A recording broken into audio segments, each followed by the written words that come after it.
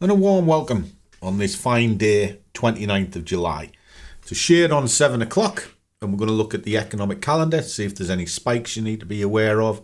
And we're also going to check the strength of the market to see if there's a basket for you. Now, these videos are released straight away for any level of the squad. Otherwise, they get released mid-morning.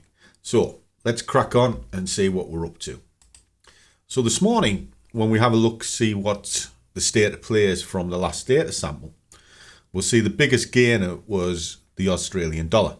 It's screamed up to the top. It's moved 4 data points. Big surge. But the euro has lost a lot of ground. It's lost 6. Now, if we look at the change of strength, which is also quite important, so what it did last time to what it did now, we can see the euro has just fell off the cliff. It's incredibly weak. And that's had a knock-on effect with the pound, because the pound has gone to the floor as well. But the pound has been weak for a few days and it hasn't moved. So its only option is really to move up. The question is, will it move up today? Because it's lost a lot of ground from yesterday as well. Pound JPY, still my market of choice at the moment for the early morning trades. Its ATR has been reducing of late. So if you're going in with it, I keep my targets relatively sort of sedate, shall we say.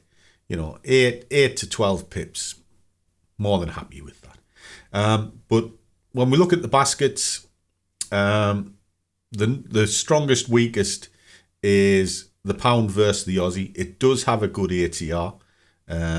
So there is movement. So it's not a bad market to keep half an eye on. Downside, it can be a little bit expensive at times.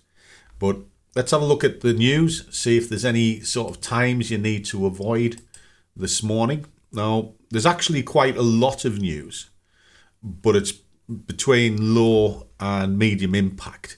So one of the easiest things to do is just to get rid of the low and have a look to see what's left.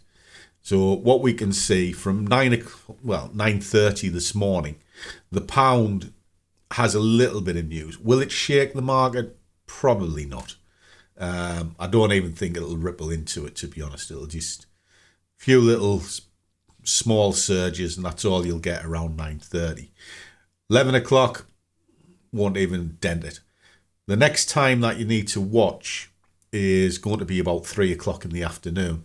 So if you're a US trader, so any of the US pairs, any of the US indices, sort of the US 100, the S&P 500, etc., I would be keeping half an eye on that around 3 o'clock this afternoon. There is news at 1:30, but it's not going to shake the market too much. So today, from a news point of view, is relatively quiet. Yesterday, there was next to none. So this is good news, because what it means is you can trade from a technical point of view. And if you're trading from a technical point of view, you can be calm. And that's the best way to trade. And always ask the question, is the trade worth it? Don't gamble your trades, guys. Just look at the chart, look to see where you're going to get out for a positive win or a negative loss, and just think, is that really worth it? And if you say no, there's always another trade. So have yourselves a good one. See you on the next one.